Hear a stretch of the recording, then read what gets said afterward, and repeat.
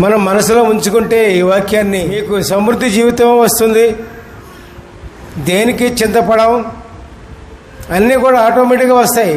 ఇక్కడ ఏమన్నారు చివరికి, ఏనాటి కీడు ఆనాడు చాలును. పైవాక్యం ఏంటి, రేపటి దినము దాని సంగతులను గురించి చింతించును. ఇవాళ ఏ వారం అండి? ఆదివారం. ఆదివారం కదండి. రేపు ఏ వారం? సోమవారం.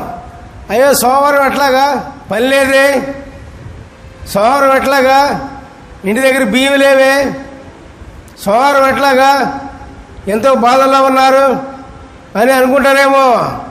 మీరు కాదు చింతపడేది. ఏం చింతపడుతుంది? రేపటి దినము దాని సంగతులను గూర్చి చింతపడును.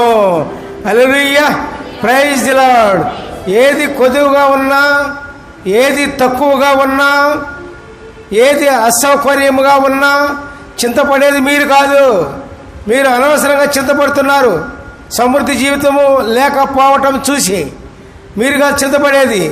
రేపటి రోజు, రేపు ఏం కావాలో, రేపు మనకు ఏం అవసరమో, రేపు దినాన మీకు ఏమి కావాలో అవన్నీ కూడా ఏం చూస్తుంది? రేపటి దినము దాని సంగతులను గురించి చింతించను. దేవుని యొక్క ఆజ్ఞ అన్నమాట. సృష్టి దేవునిదండి. మానవుల కోసం దేవుడు సృష్టిని చేశారు. సృష్టి కోసం మానవుల్ని చేయలా, మానవుల కోసం సమస్త సృష్టి కూడా నిర్మించబడింది. సృష్టిలో ఉన్నవన్నీ కూడా మానవులకు కావలసిందంతా కూడా సృష్టి ఏర్పాటు చేయటానికి, సృష్టి అందించడానికి దేవుడు సృష్టిని చేశారు పిల్లారా.